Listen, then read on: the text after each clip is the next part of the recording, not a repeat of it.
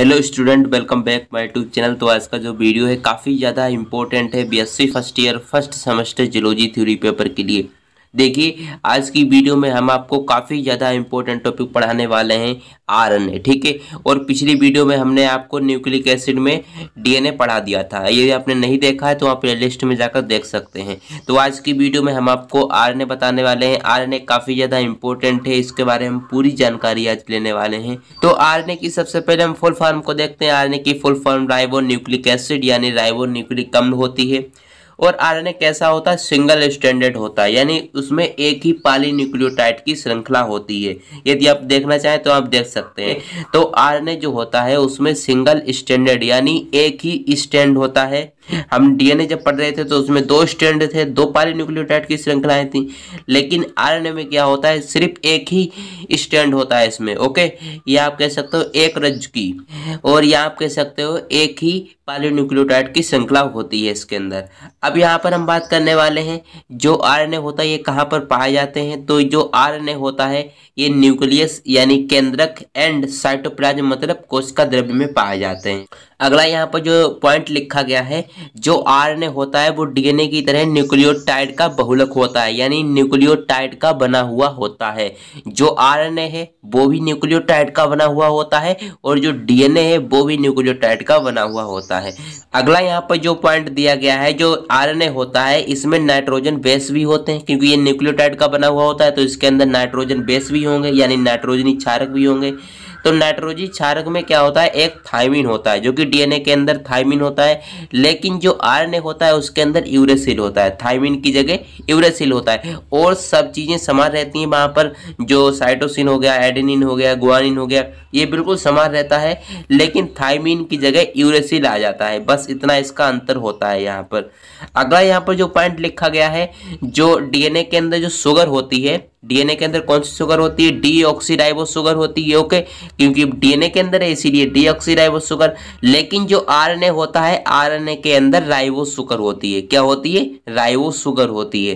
तो ये अंतर आपको पता होना चाहिए। अगला जो यहाँ पर पॉइंट लिखा गया है कि जो आरएनए होता है वो तो सिंगल स्ट्रैंडेड है। ओके, ये तो बात हम जानते हैं। लेकिन जो रियो वायरस होता है, एक वायरस है जिसका नाम है रियो वायरस, इसमें कैसा आरएनए होता है? डबल स्ट्रैंडेड आरएनए होता है, यानी इसमें दो स्ट्रैंड होते हैं, ठीक है। तो जो रियो वायरस होता है उसके अंदर डबल स्ट्रैंडेड आरएनए होता है, ठीक है। तो ये जो वायरस होता है इसमें ही ये डबल स्ट्रैंडेड आरएनए होता है, वैसे यहाँ पर सिंगल स्ट्रैंडेड आरएनए होता है। तो ये जानकारी आपको होनी चाहिए। अगला यहाँ पर जो हम बात करने वाले हैं टाइप ऑफ आरएनए, हमने आपको इसका इंट्रोडक्शन बता दिया।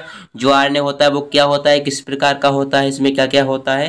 तो अब हम बात करने वाले हैं टाइप ऑफ आरएनए। काफी ज्यादा इंपॉर्टेंट है, परीक्षा में पूछा जा सकता है। पहला यहाँ पर पॉइंट लिखा है आरआरएनए, यानी जो टाइप ऑफ आरएनए में सबसे पहला जो टाइप इसका होता है आरआरएनए।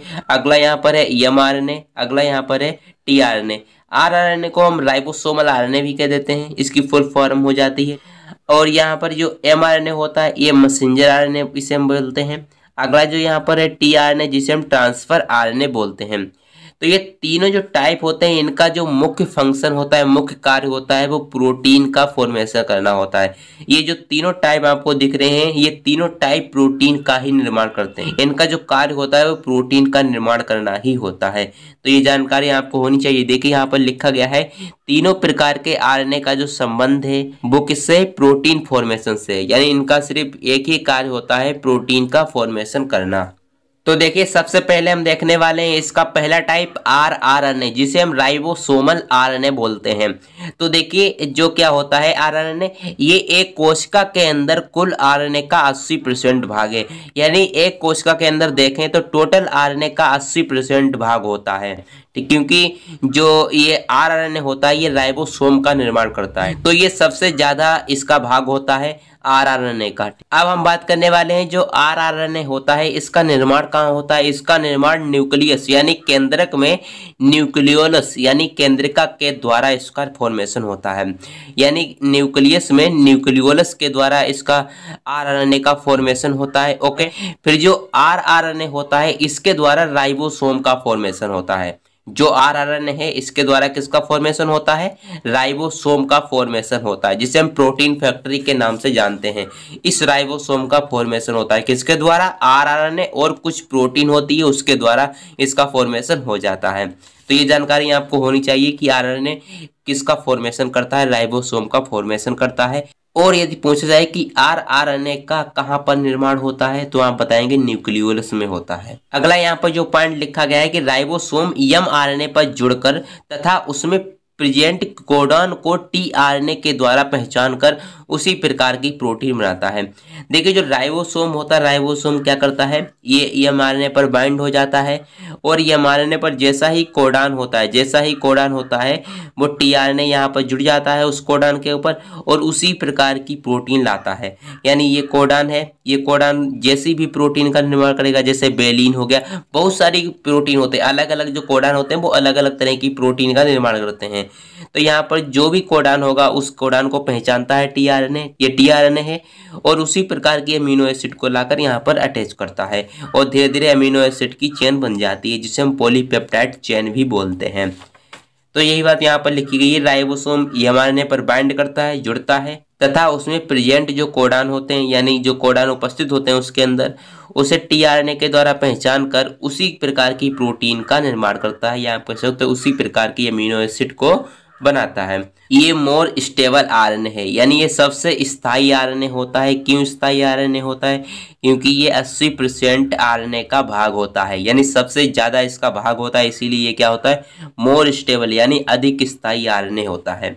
अगला यहाँ पर देखिए कि साइटोप्लाज्म में ये अधिक उपस्थित होता है। साइटोप्लाज्म में क्यों अधिक उपस्थित होता है, क्योंकि जो आरआरएनए होता है ये राइबोसोम का निर्माण करता है। तो राइबोसोम जो होते हैं वो किसके अंदर होते हैं, साइटोप्लाज्म में ही उपस्थित होते हैं, इसीलिए क्या लिखा गया है कि ये साइटोप्लाज्म में अधिक मात्रा में पाया जाता है। देखिए जो आरआरएनए होता है वो 1000 से 5000 क्षारक से मिलकर बना हुआ होता है, 1000 से 5000 बेसों से मिलकर बना हुआ होता है। ओके, तो काफी ज्यादा क्षारक होते हैं इसके अंदर।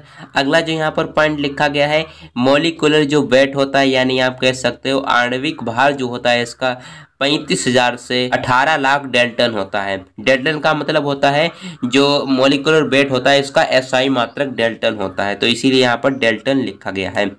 देखिए ये कैसा होता है, क्वालिड फॉर्म में प्रेजेंट होता है। क्वालिड फॉर्म का मतलब होता है घुलनशील अवस्था में उपस्थित होता है।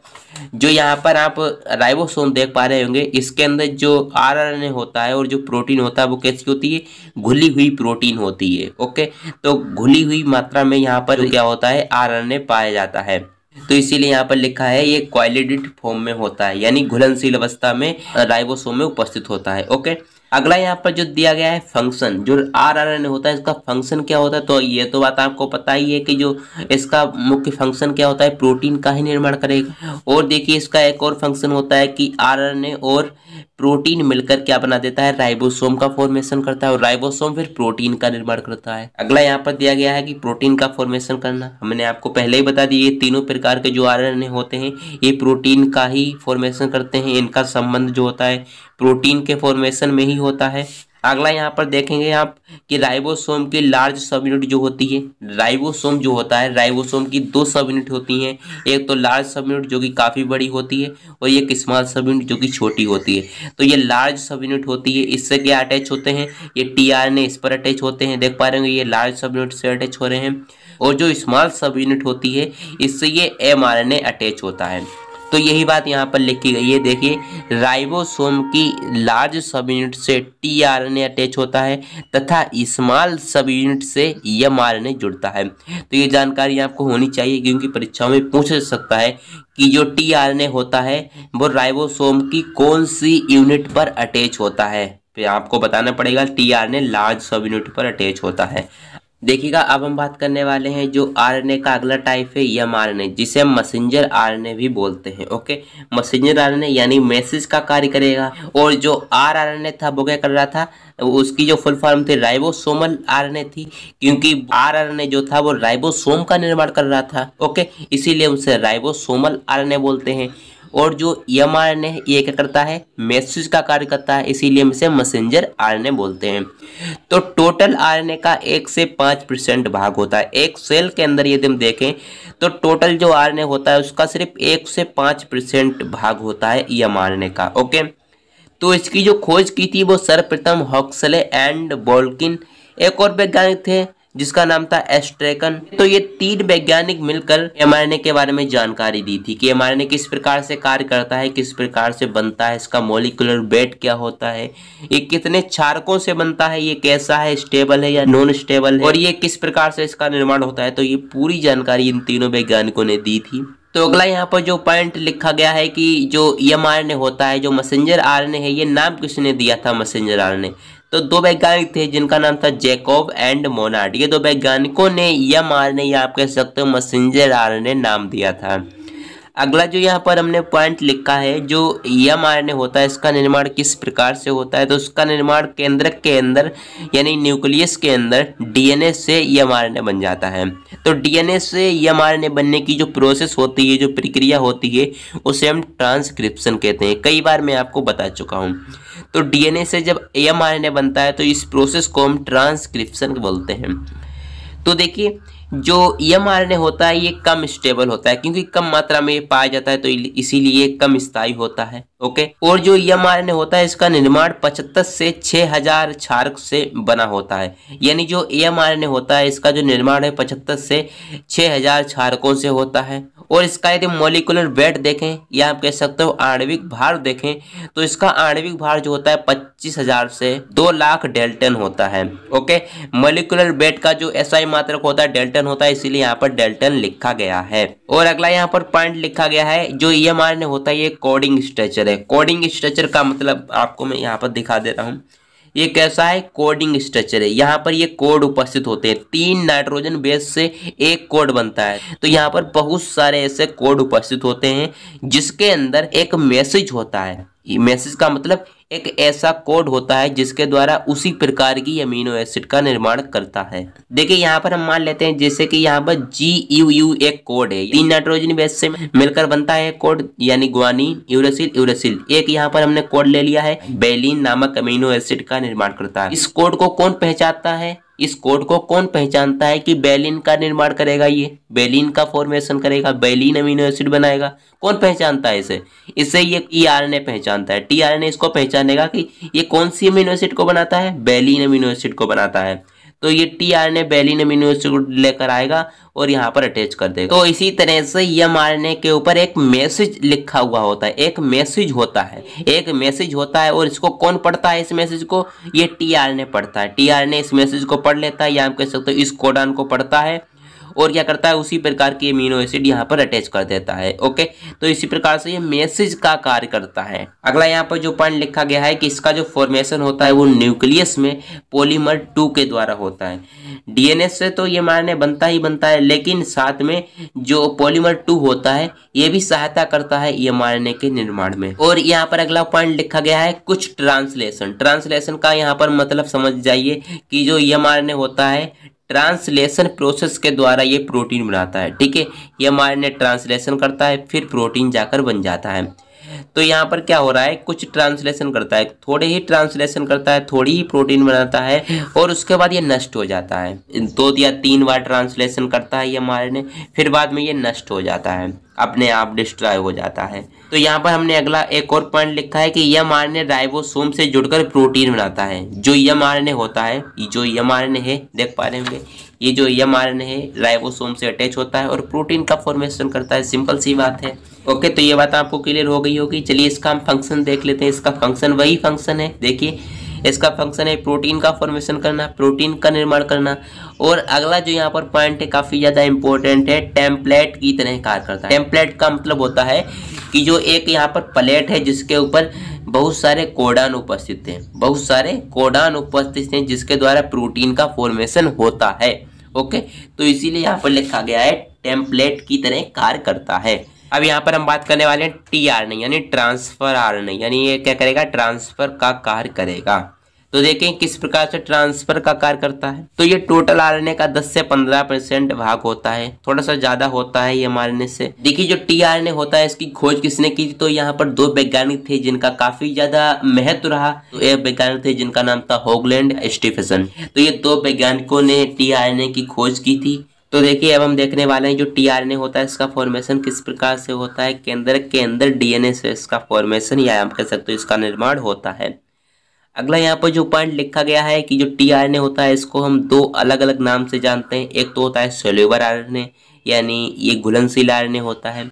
एक होता है एडेप्टर आरएनए। एडेप्टर आरएनए हमने इसलिए कह दिया क्योंकि ये क्या करता है, अमीनो एसिड को एडेप्ट करता है और श्रृंखला का निर्माण करता है। देख पा रहे होंगे ये क्या करता है, अमीनो एसिड को एडेप्ट करता है, अपने साथ जोड़ता है और इस प्रकार की अमीनो एसिड का निर्माण करता है। तो इसीलिए इसे एडेप्टर नाम दिया गया है।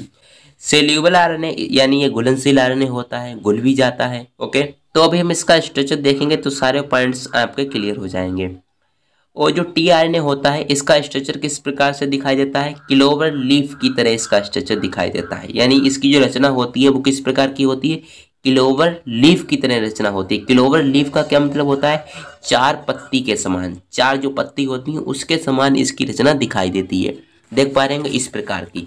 देखिए ये क्या है, टीआरएनए है और इसका जो स्ट्रक्चर होता है किसकी तरह दिखाई देता है, 4 पत्ती की तरह दिखाई देता है। 1 2 3 4, 4 पत्ती हैं तो 4 पत्ती की तरह इसका स्ट्रक्चर दिखाई देता है। तो अभी हम इसका स्ट्रक्चर जानेंगे, अच्छी तरह से आपको समझ में आ जाएगा।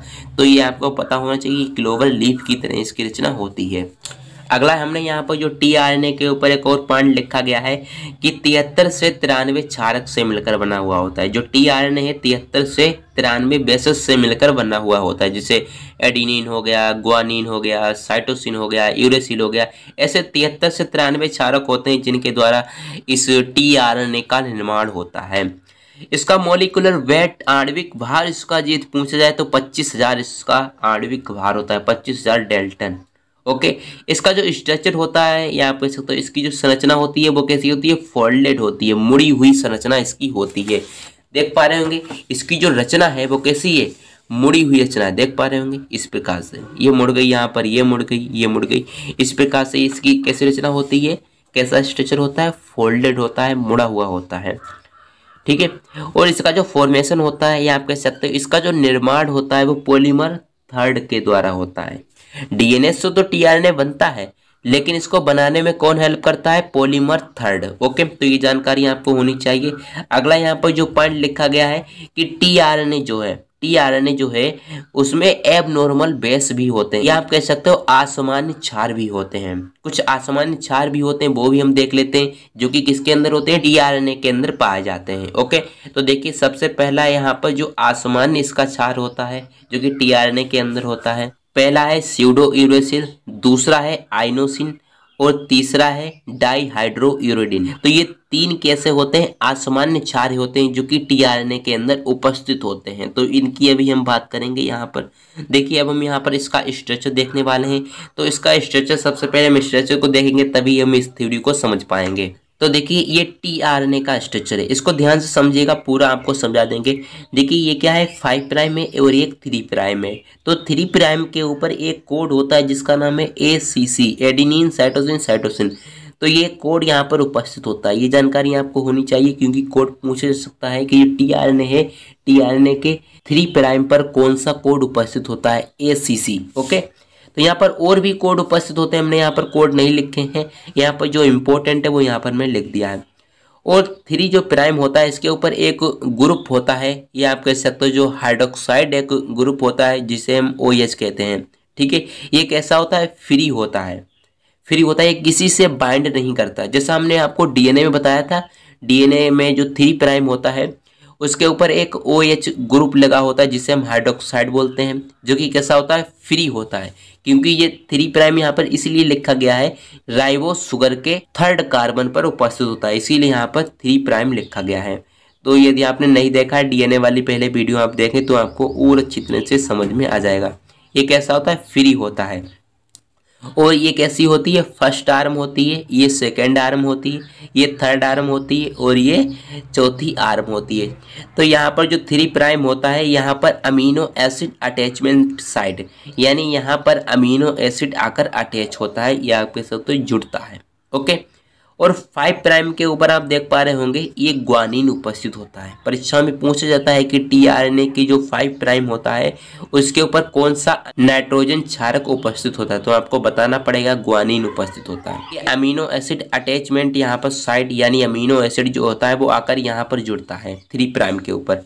सेकेंड आर्म को हम टी आर्म भी बोल सकते हैं, या आप कह सकते हो टी साई, ये साई का निशान लगा हुआ है, टी साई। सी आर्म भी बोल सकते हैं, या आप अटैचमेंट लूप भी बोल सकते हैं, या आप कह सकते हो अटैचमेंट आर्म भी बोल सकते हैं। ठीक है, तो ये लूप की तरह दिखाई दे रहा है तो इसीलिए यहाँ पर लूप लिखा गया है। ओके, तो ये जानकारी आपको होनी चाहिए, इस तरह के नाम से हम इस सेकेंड आर्म को जानते हैं। तो अभी हम इसकी बात करेंगे अच्छी तरह से। अगला यहाँ पर एक छोटी सी आपको आर्म दिख रही है जिसे हम वेरिएबल आर्म बोलते हैं। वेरिएबल आर्म का मतलब होता है वो छोटी सी भुजा होती है, इसका कुछ मुख्य फंक्शन नहीं होता, इसीलिए हमने नहीं लिखा है। अगला यहाँ पर जो पॉइंट लिखा गया है, जो थर्ड आर्म होती है जिसे हम एंटी कोडॉन लूप बोलते हैं, काफ़ी ज़्यादा इंपॉर्टेंट है ये वाली आर्म, और इसे हम थर्ड आर्म भी बोलते हैं, तो आप जानते ही हैं। देखिए यहाँ पर हमने एक एमआरएनए को लगा रखा है आपको समझाने के लिए। जो एमआरएनए होता है इस प्रकार का, यहाँ पर होता है 5 प्राइम और यहाँ पर 3 प्राइम, जैसा आपको मैंने यहाँ पर दिखाया था 5 प्राइम और 3 प्राइम। लार्ज सब यूनिट में ये उपस्थित है टीआरएनए। जो एमआरएनए है ये कहाँ पर उपस्थित है, स्मॉल सब यूनिट में उपस्थित है। तो यहाँ पर एक हमने कोड लिख रखा है, देख पा रहे होंगे यहाँ पर एक कोड हमने लिख रखा है CAG यानी साइटोसिन एडेनिन ग्वानिन। तो यहाँ पर ऐसे कई सारे कोड होते हैं जो कि 3-3 नाइट्रोजन क्षारक से मिलकर बने हुए होते हैं।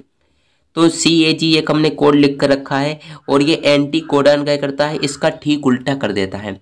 जो यहाँ पर एमआरएनए पर जो कोड उपस्थित होता है, एंटी कोडॉन लूप क्या करता है, ये इस कोड को उल्टा कर देता है। यानी यहाँ पर साइटोसिन है तो यहाँ पर ग्वानिन कर देता है, साइटोसिन ग्वानिन से जुड़ता है। ठीक है, तो इसीलिए यहाँ पर ग्वानिन लिख दिया। एडेनिन किससे जुड़ता था, थाइमिन से जुड़ता था, लेकिन यहाँ पर क्या है, आरएनए है तो आरएनए के अंदर यूरेसिल होगा, तो एडेनिन से यूरेसिल यहाँ पर उल्टा हो जाता है। एंटी कोडॉन जो होता है वो उल्टा कर देता है इसको, और जो ग्वानिन होता है वो साइटोसिन से जुड़ता था, तो यहाँ पर ये उल्टा कर दिया इस एंटी कोडॉन ने। तो इस प्रकार से क्या होता है, ये एमआरएनए पर जितने भी ये कोडॉन उपस्थित होते हैं उसको ये एंटी कोडॉन में चेंज कर देता है, एंटी कोडॉन में चेंज करता है, और इसी के हिसाब से यहाँ पर अमीनो एसिड को अटैच करता है। अगला यहाँ पर जो चौथी आर्म होती है इसे हम डी लूप के नाम से जानते हैं। क्यों डी लूप के नाम से जानते हैं वो भी हम आपको बताएंगे। तो इस प्रकार का ये स्ट्रक्चर होता है, आप इसका स्क्रीनशॉट ले सकते हैं। तो देखिएगा अब हम बात करने वाले हैं अटैचमेंट लूप, जिसे हम टी साई सी बोलते हैं। ये दूसरी आर्म होती है, दूसरी आर्म के बारे में हम जानकारी लेंगे, और हमने पहली आर्म के बारे में आपको जानकारी दे दी है। अब सेकंड जो आर्म होती है जिसे हम टी लूप भी बोल देते हैं या टी आर्म भी बोल देते हैं, टी साई सी आर्म, या आप कह सकते हो टी साई सी लूप भी बोल सकते हैं, या आप अटैचमेंट लूप या आप कह सकते हो आर्म बोल सकते हैं। ठीक है, तो ये जानकारी आपको होनी चाहिए, इसके अलग अलग नाम होते हैं। ओके, तो ये इसका क्या कार्य होता है इसको हम देख लेते हैं। देखिए इसका हम यहीं पर कार्य आपको बता देते हैं। देखिए तो इसकी जो सेकेंड आर्म होती है, ये जो सेकंड आर्म आप देख पा रहे होंगे, ये सेकंड आर्म टीआरएनए को कहां पर अटैच करने का कार्य करती है, लार्ज सब यूनिट से अटैच करने का कार्य करती है। राइबोसोम की जो लार्ज सब यूनिट होती है उसमें ये अटैच करने का कार्य करती है। कौन सी आर्म होती है, सेकेंड आर्म। ओके, यहाँ पर लिखा गया है कि यह लूप टीआरएनए को राइबोसोम की लार्ज सब यूनिट से अटैच करता है। ये जो लूप होता है देख पा रहे होंगे, ये जो लूप है ये क्या करता है, राइबोसोम की लार्ज सब यूनिट से अटैच करता है, किसको, टीआरएनए को। अगला यहाँ पर पॉइंट लिखा गया है कि इसमें एक एबनॉर्मल क्षार होता है, एबनॉर्मल बेस होता है, जिसे हम स्यूडो यूरेसिल बोलते हैं। देख पा रहे होंगे यहाँ पर लिखा गया है जो टीआरएनए होता है, टीआरएनए में एक एबनॉर्मल असामान्य क्षार होता है जिसे हम स्यूडो यूरेसिल बोलते हैं, जो कि कहाँ पर उपस्थित होता है, अटैचमेंट लूप के ऊपर। अब हम देखने वाले हैं जो टीआरएनए होता है इसकी जो थर्ड आर्म होती है, third arm anti codon loop, इसके बारे में हम जानकारी लेंगे। देखिए एंटी कोडॉन लूप क्या करता है, ये टीआरएनए का स्पेसिफिक लूप है। स्पेसिफिक लूप का मतलब विशिष्ट लूप है। विशिष्ट लूप का मतलब हम आपको बता दे रहे हैं, यह एक ऐसा लूप है जिस प्रकार का यहाँ पर कोडान होगा उसी प्रकार की यहाँ पर अमीनो एसिड को अटैच करता है, इसीलिए यहाँ पर स्पेसिफिक लूप लिखा गया है। हर एक अमीनो एसिड के लिए अलग अलग टीआरएनए होता है। यहाँ पर देखिए बहुत सारी अमीनो एसिड होती हैं, टोटल 61 अमीनो एसिड होती हैं, तो 61 ही टीआरएनए होते हैं, यानी अलग अलग अमीनो एसिड के लिए अलग अलग टीआरएनए उपस्थित होता है। ओके, तो देखिए यहाँ पर लिखा गया है कि एक सेल में टोटल अमीनो एसिड की संख्या कितनी होती है, 61 होती है। अमीनो एसिड की संख्या 61 होती है, तो यहाँ पर टोटल टीआरएनए जो होते हैं उनकी संख्या भी कितनी होती है, 61 होती है। और जो यहाँ पर कोडान्स होते हैं टोटल 64 होते हैं, लेकिन जो 3 कोडान होते हैं वो स्टॉप कोडान होते हैं, उनके लिए क्या होता है, ये जो टीआरएनए होता है वो नहीं होता है। ओके, तो वो स्टॉप कोडान होते हैं इसीलिए। अगला यहाँ पर जो हमने पॉइंट लिखा है कि टीआरएनए एमआरएनए पर प्रेजेंट कोडान के आधार पर अमीनो एसिड लाता है। जो टीआरएनए होता है, देख पाएंगे ये टीआरएनए है, ये एमआरएनए है। एमआरएनए के ऊपर जैसा ही कोडान उपस्थित होता है, जैसा ही कोडान एमआरएनए के ऊपर उपस्थित होता है, तो उसी के आधार पर ये टीआरएनए प्रोटीन को लेकर यहाँ पर अटैच करता है, यहाँ आप कह सकते हो अमीनो एसिड को अटैच करता है। अगला यहाँ पर हमने पॉइंट लिखा है कि एंटी कोडान में उपस्थित कोडान, यानी एंटी कोडान में उपस्थित कोडान, देख पा रहे होंगे एंटी कोडान में उपस्थित ये वाला कोडान, जो एंटी कोडान में उपस्थित कोडान होता है उसका कॉम्प्लीमेंट्री कोडान एमआरएनए पर होता है। यानी जैसा एंटी कोडान में कोडान उपस्थित होता है उसका ठीक कॉम्प्लीमेंट्री जो कोडान होता है वो एमआरएनए पर उपस्थित होता है। देख पा रहे होंगे इसका ठीक उल्टा एमआरएनए पर उपस्थित होता है। अगला यहाँ पर हमने लिखा है कि एबनॉर्मल क्षार इसके अंदर भी उपस्थित होता है। एंटी कोडान में भी एबनॉर्मल जो क्षार होता है वो उपस्थित होता है, जिसे हम आइनोसिन बोलते हैं। अब हम यहाँ पर बात करने वाले हैं DHU लूप। DHU लूप को हम DHE लूप क्यों कहते हैं, क्योंकि इसके अंदर भी एक असामान्य क्षार होता है जिसे हम डिहाइड्रोयूरेडिन बोलते हैं। ठीक है, इसीलिए हम यहाँ पर DHU लूप बोलते हैं। ओके, क्योंकि इसके अंदर भी एक असामान्य क्षार होता है जिसे हम डिहाइड्रोयूरेडिन बोलते हैं। ओके, जो कि कैसा होता है, एबनॉर्मल होता है। अगला यहाँ पर जो पॉइंट लिखा गया है कि इसमें अमीनो एसिड सिंथेसिस एंजाइम आकर जुड़ता है। देखिए जो डी लूप होता है, टीआरएनए का जो डी लूप होता है, इसमें कौन सा एंजाइम आकर जुड़ता है, अमीनो एसिड सिंथेसिस एंजाइम आकर जुड़ता है, और ये एंजाइम को पहचान कर उसे एक्टिवेट करता है। देखिए इसमें क्या होता है, DHU लूप में एक अमीनो एसिड सिंथेसिस एंजाइम आकर जुड़ता है, और ये एंजाइम क्या करता है, ये अमीनो एसिड को पहचान कर, या आप कह सकते हो ये एंजाइम को पहचान कर उसे एक्टिवेट करता है। ठीक है, तो अब हम इसका फंक्शन देख लेते हैं। जो टीआरएनए होता है इसका क्या कार्य होता है, इसको देख लेते हैं। देखिए टीआरएनए का क्या कार्य होता है, ये प्रोटीन का फॉर्मेशन करता है, सारे टाइप प्रोटीन का ही फॉर्मेशन करते हैं। और इसका और क्या फंक्शन होता है, अमीनो एसिड चेन का फॉर्मेशन करना। टीआरएनए का और क्या कार्य होता है, अमीनो एसिड चेन का फॉर्मेशन करना, या आप कह सकते हो पॉलीपेप्टाइड चेन का फॉर्मेशन करना। इस प्रकार की चेन का फॉर्मेशन करना किसका कार्य होता है, टीआरएनए का कार्य होता है। इसे हम पॉलीपेप्टाइड चेन भी बोल सकते हैं, अमीनो एसिड चेन भी बोल सकते हैं। अगला यहाँ पर जो पॉइंट लिखा गया है कि एमआरएनए के कोडान को पहचानना और एक्टिवेट करना इसका कार्य होता है। जो एमआरएनए के ऊपर जो कोडान उपस्थित होते हैं उसको पहचानना किसका कार्य होता है, टीआरएनए का कार्य होता है, और उसे सक्रिय करना, एक्टिवेट करना किसका कार्य होता है, टीआरएनए का ही कार्य होता है।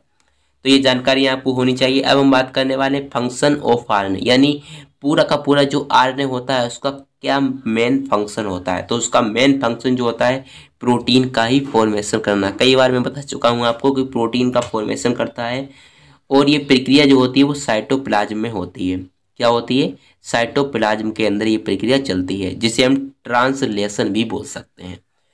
तो आई होप आप आरएनए यानी राइबो न्यूक्लिक एसिड अच्छी तरह से जान चुके होंगे। या जान चुके हैं तो लाइक कर दें, और चैनल पर पहली बार आए हुए हो तो चैनल को सब्सक्राइब कर दें। ओके, यदि आप सारी वीडियोस को देखना चाहते हैं तो आप प्लेलिस्ट में जाकर सारी वीडियोस को देख सकते हैं।